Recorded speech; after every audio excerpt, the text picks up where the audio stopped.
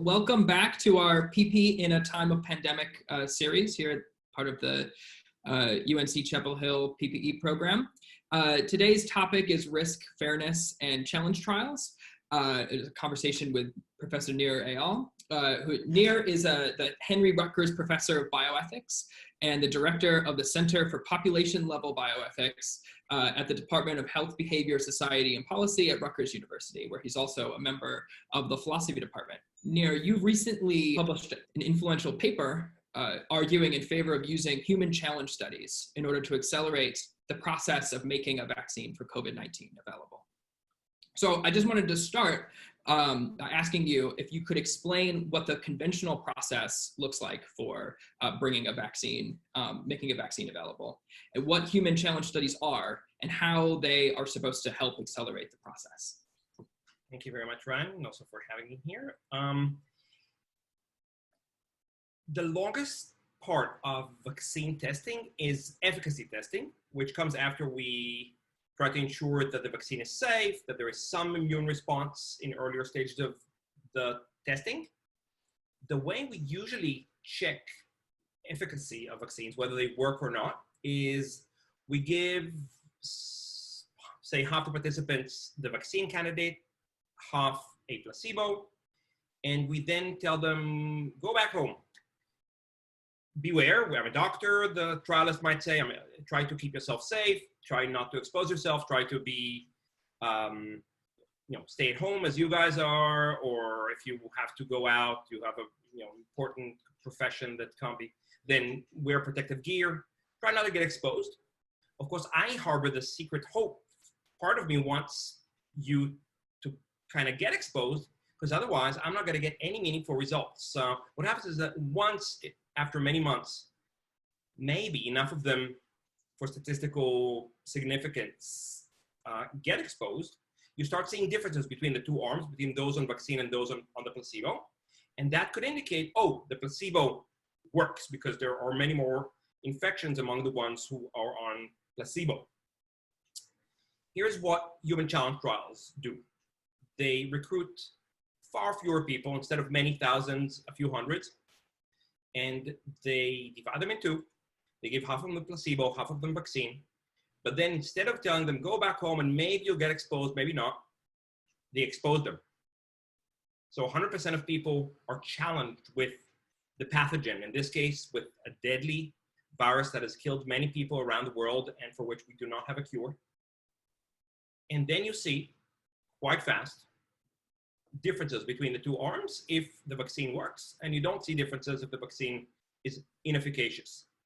So within weeks, you have results. It's much faster, which in these circumstances where thousands of people die every day just from coronavirus, not even to mention the disruption of health systems, disruption of food production, etc., is translating into many, many, many thousands of lives saved if we can indeed make use of challenge trials. It sounds like the major benefit, or one major benefit here, is that by using human challenge studies, things would be a lot quicker. We'd be able to bring the vaccine, make it available a lot faster. But now, that seems like a pretty big benefit. Why aren't human challenge studies used more often? Or is there a precedent for using them in other cases? We do use human challenge trials a fair amount for diseases, including some deadly diseases such as malaria. This is how we developed the vaccine for the seasonal flu, typhoid, dengue. For these diseases, usually it's a slightly different profile of disease. So indeed, this case is in some ways extreme, but I shall argue perfectly defensible. There are also historical famous examples of some of the biggest breakthroughs in the history of medicine and some of the biggest abuses in the history of medicine were challenge trials. But there were also non-challenge trials, which were some of the breakthroughs in the history of medicine and some of the greatest abuses in the history of medicine. But what are some examples? Well, the first vaccine was discovered by developed by Edward Jenner when he inoculated a poor farmer's boy with cowpox, which he suspected correctly, would inoculate the child, protect the child against smallpox. Smallpox is a very, very dangerous disease, but thanks to the vaccine that Jenner thereby developed, he didn't only invent the concept of a vaccine, but he also gave the world a vaccine that has saved, since the WHO, which the US cut ties with, is trying to cut ties with, the WHO in the 1970s used it for a campaign to eradicate smallpox, which saved probably more lives than the lives taken by the two world wars combined. So it's a very important vaccine development. However, this would never pass an IRB, an institutional review board today, because who knows? I mean, it's a child. You don't do this very, very experimental things first on children. A poor boy who knows how much he or his caretakers really consented could have refused, and things of that sort. Setting aside the historical examples, it seems like one of the central differences between COVID-19 and the other diseases for which human challenge studies are done, the ones that you mentioned, like typhoid and malaria and influenza and whatnot, is that the severity of risk to the participants in the study is higher in the cases of COVID-19. So for example, like we're quite familiar with malaria and we know how to treat it, or we have treatments for it. But as of now, there's not a known treatment for COVID-19. So is the risk to participants too high to justify using human challenge studies in this case? Or is there anything that could be done to lower the risks? There are things that could be done, and I think that the calculation of the risk needs to be not simply based on how dangerous is this disease to the US population or the average person, but how dangerous is it once we minimize? So let's talk for a minute about how we minimize and then start judging. Everybody who's thinking about challenge trials is thinking about recruiting only young and healthy people without the risk factors or the major risk factors that create these huge disparities in our population between people who get infected and might not even know they were infected because it's so asymptomatic, and people for whom it's deadly. So certain age groups experience it extremely differently from other age groups on average, although in every age group there are some deaths. There is also minimization of the risk in other ways. I'm in favor, that's a little more idiosyncratic, but not idiosyncratic, might be exaggerated, but more distinctive, to recruit primarily from areas where we foresee there would be a lot of transmission, a lot of infections in the months and years maybe that follow, so that it's not going to be strictly a choice between getting infected and not getting infected, but much closer to a choice of timing. I'm likely to get infected anyhow, or at least with serious likelihood, and I can anticipate this event if I participate in this trial and maybe even do it in a medical facility with available medical care. An important factor there is that I think that there actually could be medical benefits from the participation if you are guaranteed in the trial, as one should guarantee, I think, in any case, that there would be priority to both critical care and any therapeutics that we discover in the months to come, which might be scarce initially, might not be available for everybody, even in some areas with a lot of transmission. So you know that it's almost when you'll be infected in the trial, or chances are you'll be infected. Maybe the vaccine works and you won't, but for everybody in the placebo arm and for a lot of people even in the vaccine arm, will be partly efficacious. So chances are you will be infected. If you get infected there, it doesn't change that dramatically, completely dramatically, your chance of getting infected. And in the worst case scenario, you need help, you will have it, which you can't say for sure you will get outside. So if you do all those things and some other, of course, it should be isolated facilities, so nobody else can get infected by you. You need to stay there for a long while after, not a long, but several weeks afterwards. So you're no longer infectious. if you do all those things, is it an acceptable level of risk? Bioethicists use two main requirements to assess whether the risk is excessive. One is they say the net risk for you. So we mentioned some risks, we mentioned some the element of the kind of risk compared to the risk you would be at. Otherwise, we mentioned the benefit that you get from participation, medical benefit in this case. We're not talking about money or whatever. This net risk, call it for the individual, is it worth it given the social benefit from conducting this trial? I think they should mean, they call it social value, I think, or societal value. They should mean societal expected value, of course. With no trial do we know that there would be value. It's a trial. So the expected value, is it enough? I think this is a paradigmatic case of, you know, the highest possible value, possible expected value for society. Vaccine is the one thing that would be a game changer for the current situation, which is killing so many people every day. Until then, we just have a choice between, you know, letting large segments of humanity die and trying to open up, failing, trying to, like, it's not going to work. So social value is clearly enough. But some bioethicists, not all of them, say there's another requirement. In medical trials, even if the social value is tremendous, even if there is very pure, fantastic level of quality of informed consent, and the person says, I want to do this, I understand, I really understand, we verify that they understand, they do. Even with that, some bioethicists say there is such a thing as limits on how risky a trial may be ethically. It can't be above a certain risk level.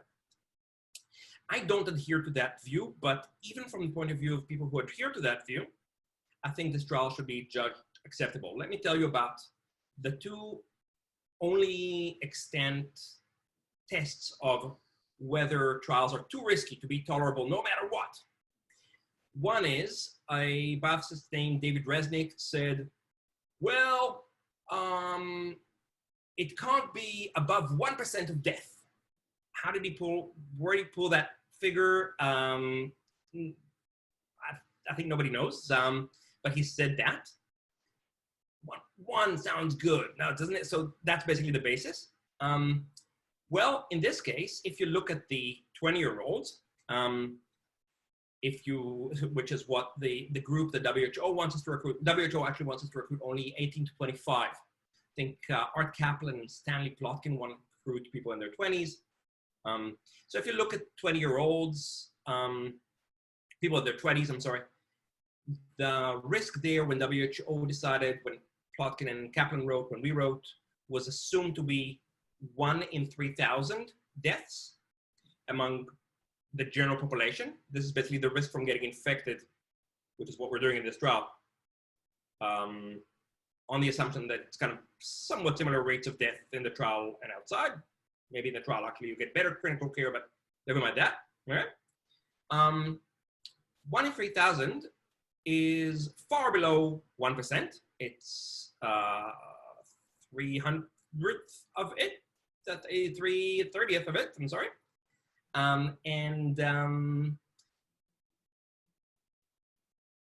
Besides, if that's the number among everybody, both healthy and unhealthy in their 20s, the number for the healthy ones should be far below 1 in 3,000. We don't know what that number is because we don't collect that information, but we should assume it's far below that. So way, way below the 1% threshold. There's another threshold that was given by Frank Miller and Steve Joffe. They had this brilliant idea, I think, of saying, let's look at another medical practice that is not for the benefit of the individual. It's not critical care. It's supposed to be good for you. Otherwise, we don't do it, right? There's no, the risk, the net risk for acceptable medical care is usually 0 because it's supposed to be, you know, better prospects than risks, right? But clinical trials are not for your sake. It's for somebody else's sake. It's for society's sake. It's to try to make progress. What is too risky to ask you for the favor to help us figure this one out and produce medications that would help everybody? They said, let's look at another medical practice that is not for your own sake, but for somebody else, transplantation. Doctors often say, I know that you want to donate this organ, but I'm not willing to do that. This is too risky. It's just too intolerable. You want to donate your heart, this will kill you. You want to do it, but I'm not willing to cooperate with this. Too much. They will sometimes say that about donating a lung. Sometimes they will say it about donating a live liver lobe, which kind of leave you in kind of pretty bad shape. For kidney donations, doctors hardly ever object. Now, the risk of dying from a live kidney donation happens to be the same figure. It's 1 in 3,000. Only we just said the risk here should be among the 20-something-year-olds less than 1 in 3,000. And there is also good news. There is now new findings that correct these earlier figures, which were based on the tumultuous first days of the disease when critical care intensivists were struggling with, they had before their learning curve basically. Now that they've been through some learning curve, there are new data from France reported in Science magazine that say that in that age group, it's 1 in 12,000. So it's way below thresholds that we already admit are below which a risk can be acceptable if the social value is enough, but the social value here is clearly enough. And we haven't even started taking into account the two factors that we also mentioned, namely that here the relative risks, the comparison to how you would fare anyhow, are kind of less than simply infecting you minus 0. It's infecting you minus much less than that. See. Great. I want to ask a number of follow-up questions. So it sounds like there are two considerations to bring to mind about lowering the risk for participants. So one was selecting from young and healthy people who already are going to have a lower risk of serious illness or death if they contract the illness. And the second was this comparative claim that we should be looking at not just the risk of you getting it if we give it to you in one of these trials, but that risk compared to your chances of getting the disease anyway. And so if we select from a population that is likely to get it anyway, we should look at that difference, and that'll be quite a bit lower. And so this raises some, there's some empirical issues and some ethical issues, and some of the ethical issues you talked about, I think we should talk about some more, but I wanted to raise like an empirical worry, potential worry. In particular about restricting participation to just 20-year-olds or people from 18 to 25. Do you think, is this a worry that we would be testing the vaccine on too homogeneous a population to be able to responsibly draw conclusions about the vaccine's efficacy for the population at large? So like, would this be an unrepresentative sample? Is that something we should be concerned about? It is. The concern does not disappear with conventional efficacy trials. They're in principle, it's okay to invite octogenarians to participate in the study, and you're not exposing them to any you're not infecting them. They only get a vaccine that was already tested for safety, so not sure to be safe, but in any case, if it's unsafe, maybe no more unsafe in them than it would be toxic in somebody else. So it seems all right to include everybody. People with high comorbidities that make them vulnerable to disease would only be delighted to get that vaccine early and be part of the experiment. Problem is, these are the people who are going to stay home and really isolate themselves. They're not, so you're not going to see them represented so much anyhow in the actual results. And B, the trial is powered, and the trial has thousands and thousands of people, and people are struggling with how on earth they're going to do these trials for so many vaccine candidates. I mean, some of the many vaccine candidates that we now see, over 100, will disappear in the early stages, but still, there will be plenty that make it through. And we're talking about 10,000 people. It's very hard to manage. So even with these numbers, it's not powered to tell you the distinctive effects in different populations. How it affects the people who have diabetes type 1. So you gain they're totally, by the way, not powered to tell you anything about accidents, about toxicity, because toxicity is something that happens once in 3 million, for example, is Guillain-Barré syndrome, which is a problem with some vaccines or whatever. You absolutely don't see that in 10,000 people in any meaningful way statistically. So, and certainly you wouldn't see that it happens more in some subpopulations than others, in pregnant women or whatnot. So actually little is gained by this. We do need to resolve it. And actually I was just writing today the first draft of a paper that's trying to extend the framework to somehow achieve that. I don't have permission from my co-authors to spill the beans here. This is quasi-public. So maybe I shouldn't mention how we resolve it, but hopefully there is a fairly good solution.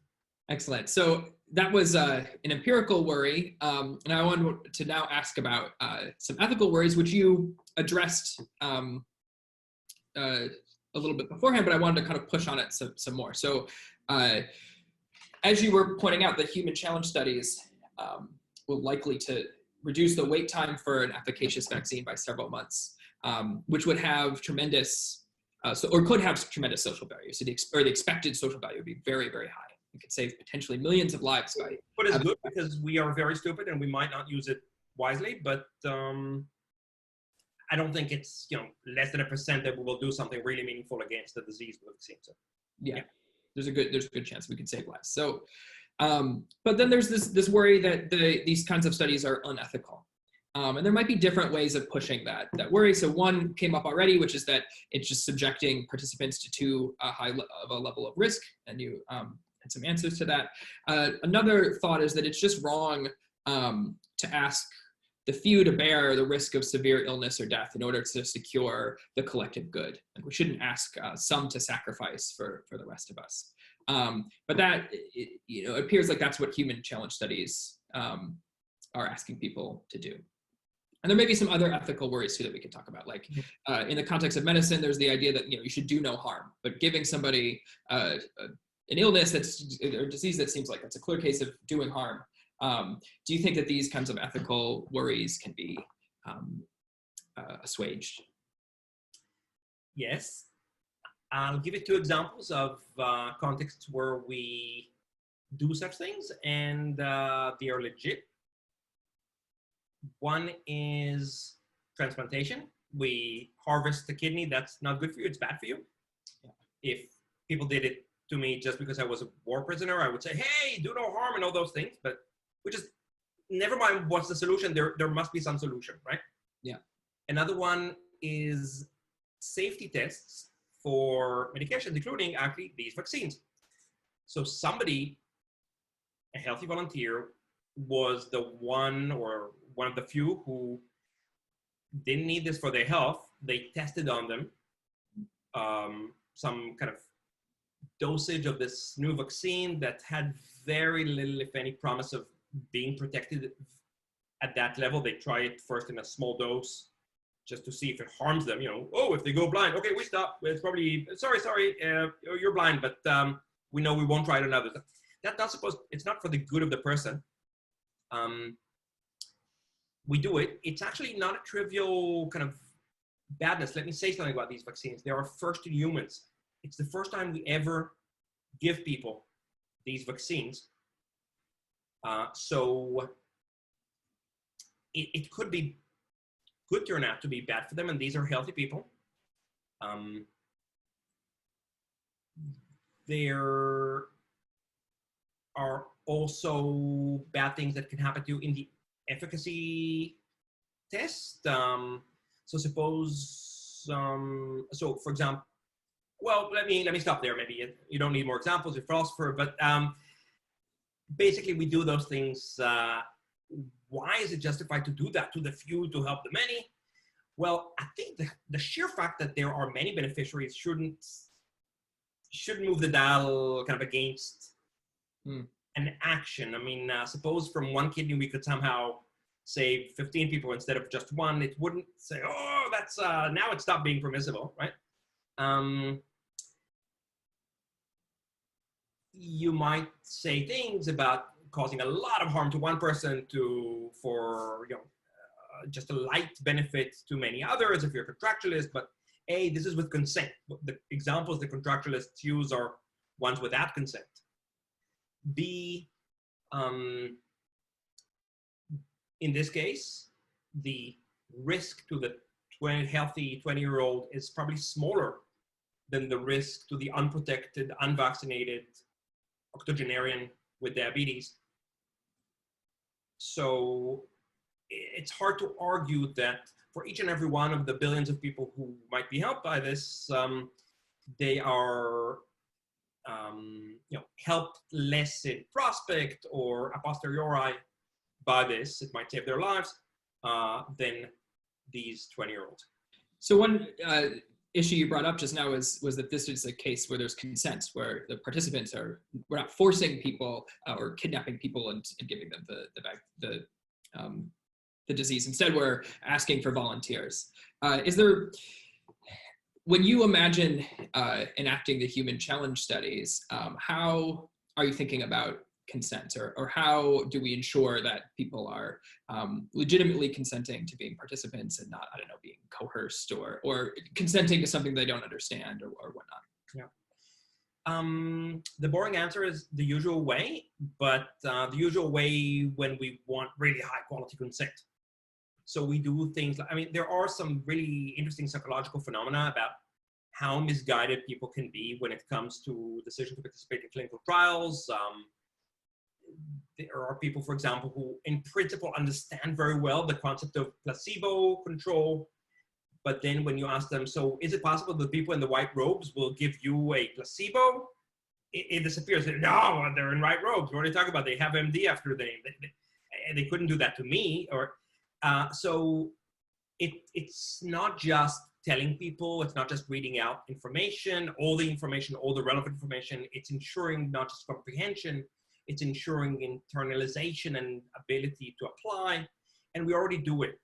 We use special computer programs that are really annoying because they won't let you progress to the next stage and get out of there before you prove that you comprehended and things of that sort. And this is already the standard. We've resolved it. The challenge I've just mentioned, the thing with the placebo, is articles from the 1980s. We've addressed this one thousands of times over. So it's actually peculiar to me. Some people have said, because there is very little we know about this disease, consent can't be informed, because what can we comprehend if there is nothing to comprehend because we don't understand? Well, that's such a misunderstanding of what informed consent is about. Informed consent is about people, it's valid when people comprehend the important things that doctors think they should know, not the truth. If it was about comprehending, internalizing, applying the truth, then old research would always be battery because there was no informed consent. Because back then they didn't know the truth and they were educating people about lies. And when doctors know very little, there's actually less challenge of communicating all of it to the people. What you need to communicate is something like, it's a crapshoot, take it or leave it. You might die. And that's pretty easy to convey. So there could be informed consent. I think there could be comprehension. There could be, I don't see any reason why this couldn't be voluntary. I don't see why they must be crazy if they want to take a risk for humanity. Parfit says it could be rational either to take care of myself or to maximize the utility of the species. In this case, it certainly does the latter, and in my view, doesn't compromise your own interests so completely, significantly, but not completely. So could be valid consent. We sort of are fine with people taking risks that risks themselves that help others. So for example, paramedics and healthcare workers, soldiers, whatever, take on great risks that are for the sake of other people. But typically in lots of those cases, we pay these individuals. Do you think we should pay people to volunteer for human challenge studies? Either like to provide an incentive for people to do it or to compensate people for the risk that they would be taking on? I'm not totally hung up on this. In general, I don't have So some biophysicists are very angry at payment to study participants. I'm not. In this case, I think overall it's better not to pay.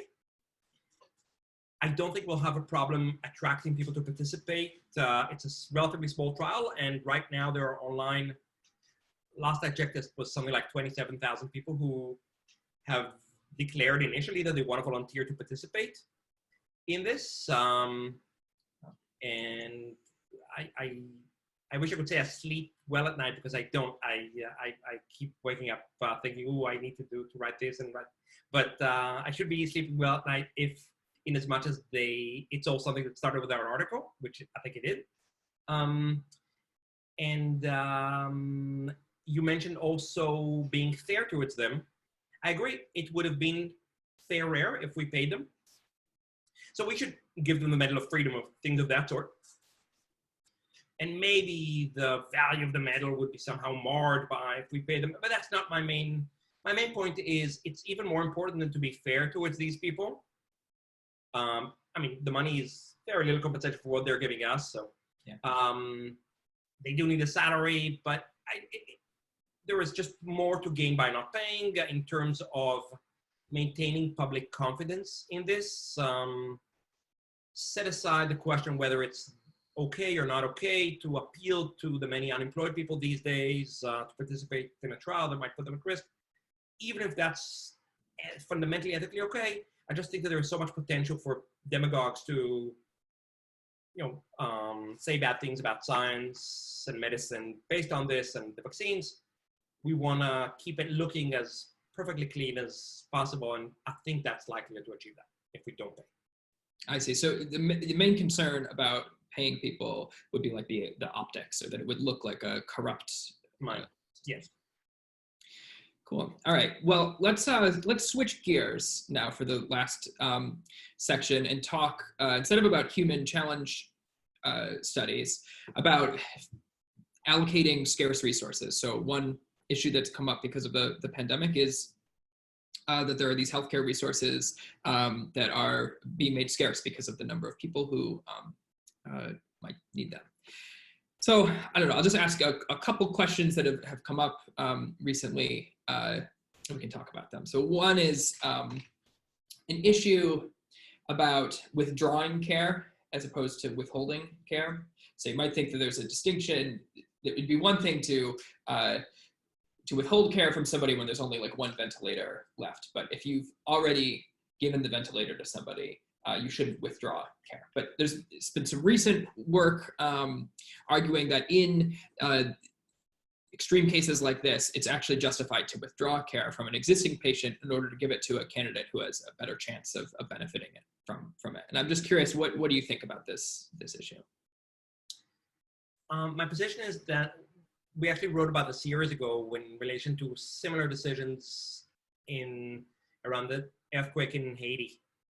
My position is that it can be okay to withdraw care and not just to withhold care, including life-saving care. But that for patients with the same prognosis, it is justified to give some priority to people who are already on the machine, say, compared to people who are newcomers who just come in.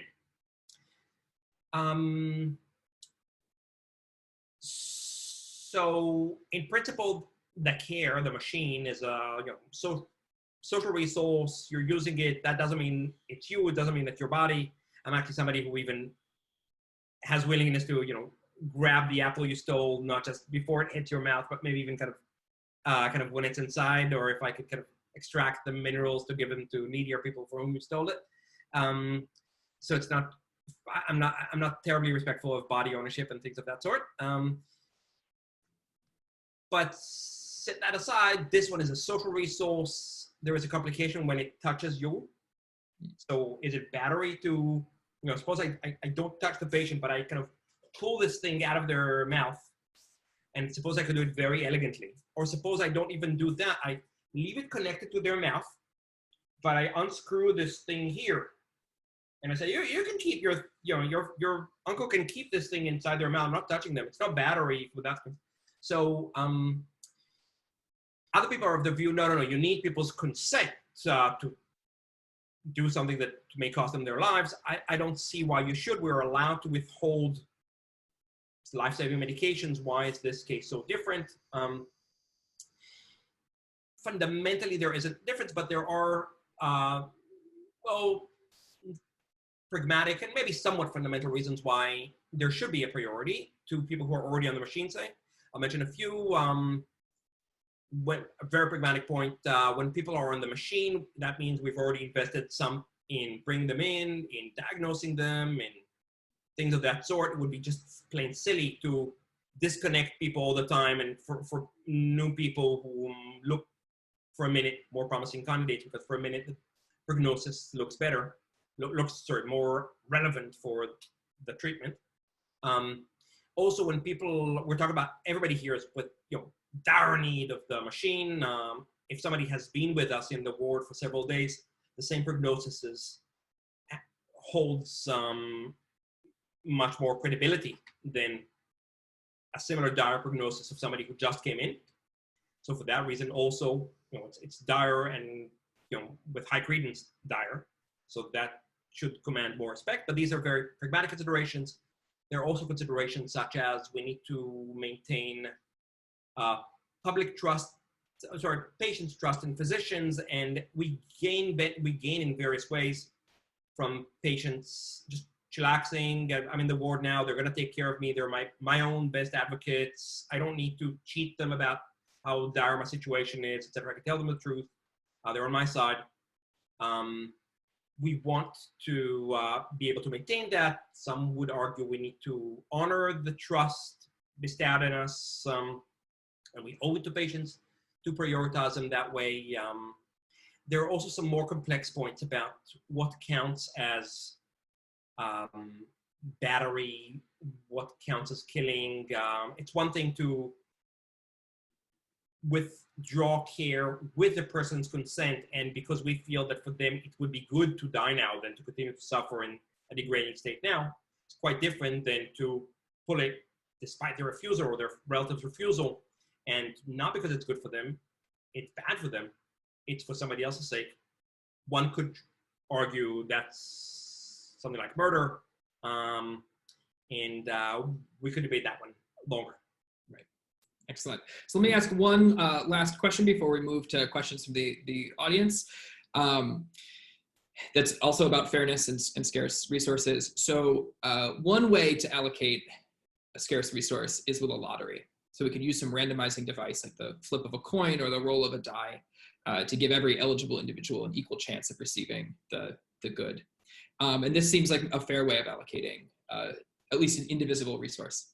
And in fact, it's been argued recently that considerations of fairness favor distributing like ventilators, for example, by lottery, rather than by having like a first come, first serve policy. And I just wondered, what do you think about that? What do you think about lotteries, like explicit lotteries as a way of allocating scarce resources? I have a bit too much to say about lotteries. I have a bunch of articles that I've not finished. One of them is titled "Against Fair Chances." So they argue against taking the currency of fairness or a currency of fairness to be chances or risks. But let's really set that aside because it's so complicated and such a long story. People who think, and most people do think, that lotteries increase fairness, and I agree that they do something good, have good reasons in many contexts to prefer them to first come, first serve. Here's a context where we shouldn't reject first come, first serve. It would be absolutely terrible to say, when people start coming into the ward is not full, but wait, we're not operating on first come, first serve. We're waiting for enough of you to come here, and then we'll run a fair lottery between you, and then, but then some of these people will die, which is very inefficient. If you're committed, as you should be, to potentially taking off people from machines when a more promising candidate comes in, or when somebody who's just at the level that you would flip a coin between them, then you shouldn't ever withhold care from people in such circumstances. In circumstances where people are already on the machine and you're wondering if the sheer fact that they came in earlier should give them priority. We've touched those earlier. I think there should be some priority, but not too much priority. What certainly doesn't make sense is very absolute priority for first come, first served. You know, they arrived first, so they should get it. And there is actually good data for many types of disaster. The rich are always the ones who arrive first. They have the cars. So it's a recipe for prioritizing the privileged, and that's, for whatever reasons, is probably not a good idea. Excellent. Well, thank you so much, Nir. I'm going to pass things over to my colleague, Simone Gubler, who will ask some questions from the audience. Thank you. So the first question that we have is from Jen Morton, and she's asking about the human challenge trials. And she asks, it seems like we don't have very solid knowledge yet of the course of the disease or exactly how it spreads, what organs it affects, the long-term effects, and so forth. So isn't there a worry here about asking for human participants when we know so little about what exactly they are risking? There is a lot we don't know. Maybe I'll mention other things people have said. So there's also a manuscript that's currently already under consideration about uncertainty and human challenge trials, because people have often mentioned this uncertainty. They also said, you know, it occasionally happens that a young healthy person gets a stroke and dies, and we don't know why. Was it something about their genes? Was it something about the exposure duration they had? What is it? We don't know. For a lot of this, there is a good answer. What we do know already is these bottom line figures, the infection fatality rate in the relevant age group, relative to which this should be less dangerous because we're going to recruit healthy people from that age group, not everybody from that age group. And while we don't know the mechanisms, we don't know the individuals who may be objectively, for reasons unbeknownst to us, at high risk as we speak because they have the wrong gene. What matters, arguably, is the epistemic chance of everybody assessed by the information we have, which is their age group and the fact that they're healthy. Pretty much what we know. Doctors make decisions that way all the time, and even if they know I'm giving you a drug that sometimes kills, usually saves. I don't know why it kills. They know that there might be some reason fulfilled by this particular individual why this would kill them. So this individual is objectively high risk. But they still give this drug because the point is, for all the doctor knows, it seems to improve the risk prospect balance. So for a lot of the complications involved, a lot of things we don't know are moot here. You also mentioned that we don't know some long-term effects. So it might be the case that although we have data, mainly good data about fatality rates, we just haven't gathered the data about, sometimes we did it unsystematically, sometimes we don't even, not enough time has passed for us to even start accumulating data on long-term morbidities. There are, in the relevant age group, also low hospitalization rates.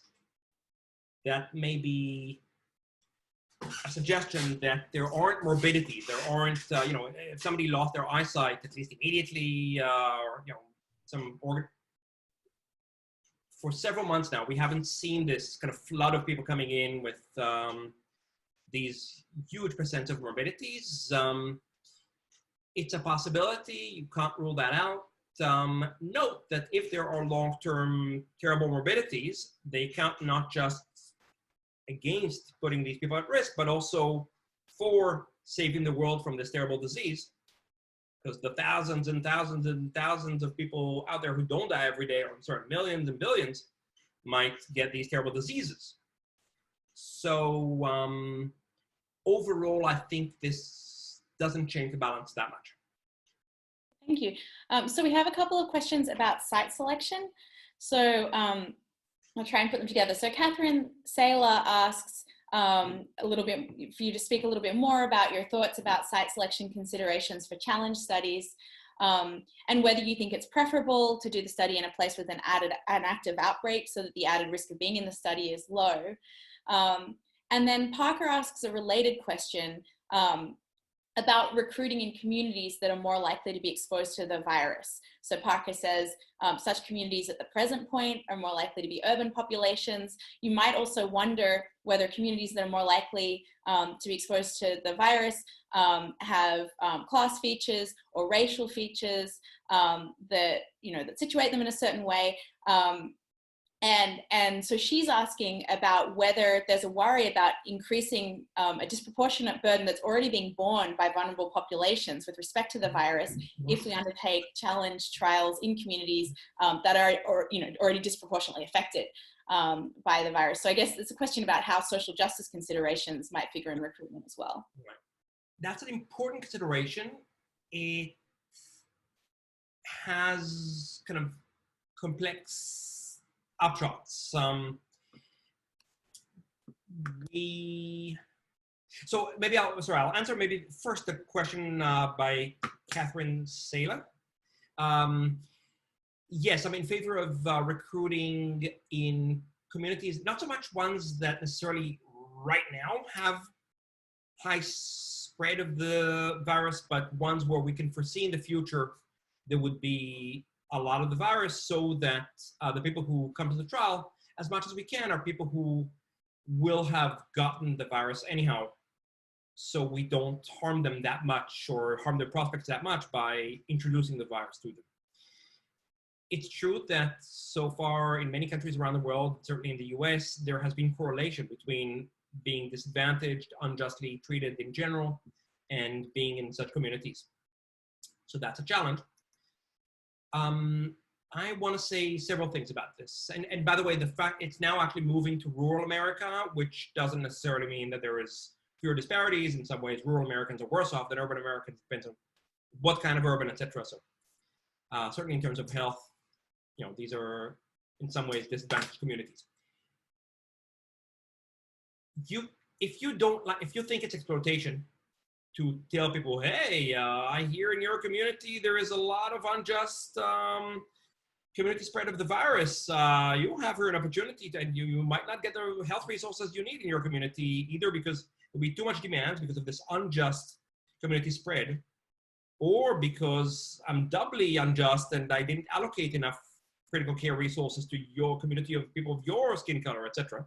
So if you think that's exploitative and you shouldn't do it, you don't need to do it. There would be many communities around the world where we envisage there would be a lot of high chance of spread of the virus later in the months and years to follow. So you could exclude communities which are worse off, communities of color, whatever you don't like to, and whatever you could call exploitation, you can exclude them from trial participation. And then you would focus on other communities. You could focus also on certain professions, which are not necessarily worse off professions, such as medical professions, where you have a lot of infections, and others. I'm also not sure that it's, all things considered, the wrong thing here to err on the side of exploiting, because by excluding these communities, what you're doing is denying participants any benefits, and it might just work out that there are benefits for participation for some reason we described earlier. Much more saliently in this example, you're denying their communities of color, etc.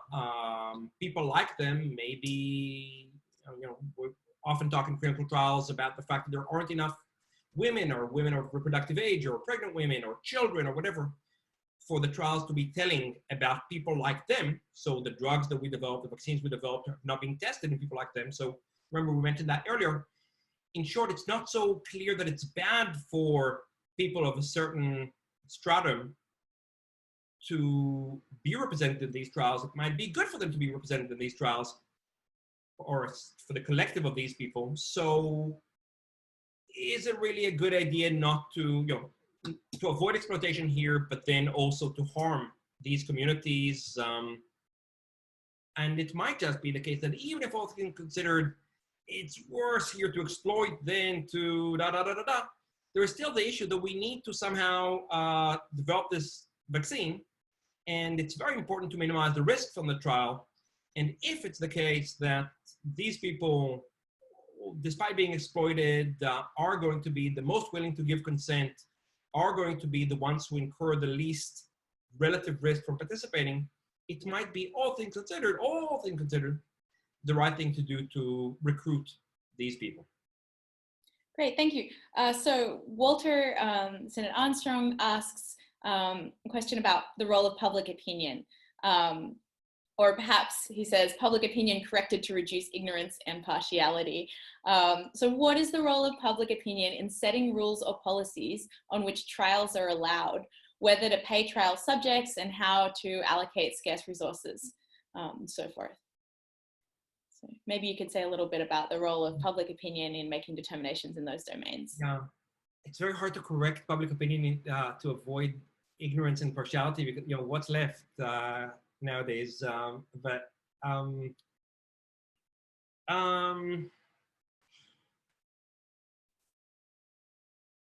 not too much into deciding based on what the public, if they were, way improved compared to what they are, would suggest. I'm somebody who's more into doing the right thing, which might not be the same thing as what the public would suggest if they were enlightened. I am into taking into account what the public wants us to do for, first kind of sheer pragmatic reasons, but that would apply also to the ignorant and partial public. So we need to maintain trust in science, etc., and we need to take that into account. And there are also things that Walter, who knows my work for many years, are kind of quasi-just ignorance, quasi-just partiality. There are kind of some suboptimal aspects of how how people think that I think we have kind of some long-term reasons to take seriously as though they were correct. I'm sorry, this was probably idiosyncratic, but maybe Walter knows what I'm referring to. Well, it's going to be a long story to get into that. Okay, great, thank you. So now I have a question from Nevin Johnson. What would be the argument against compensating the participants, I guess in a human challenge trial, by taking the value of a statistical life and discounting it by the chance of death? I'm against compensating them, period. Okay. All right, we'll move on. So Jake is looking down the line. So this will move us a little bit beyond the matter of the conversation thus far, but he writes, in the United States, there are many people who are skeptical of the value of vaccines, but we need a good portion of the population to uptake the option to achieve herd immunity. So could you say something about the ethics of creating incentives or requirements to have the vaccine, such as conditioning the provision of government services on the proof of vaccination? I would bet that in this case, we wouldn't have a problem finding people who are interested in this. There is some anecdotal evidence that even staunch vaccine skeptics say, well, maybe this time I will take it, thank you. Vaccine skeptics in any case are small numbers in the actual population. Most of the population believes in vaccines.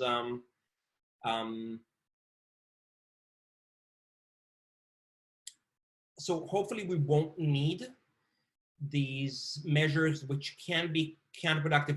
I'm of the view that vaccine skeptics don't have a claim not to be messed with coercively, manipulatively, etc.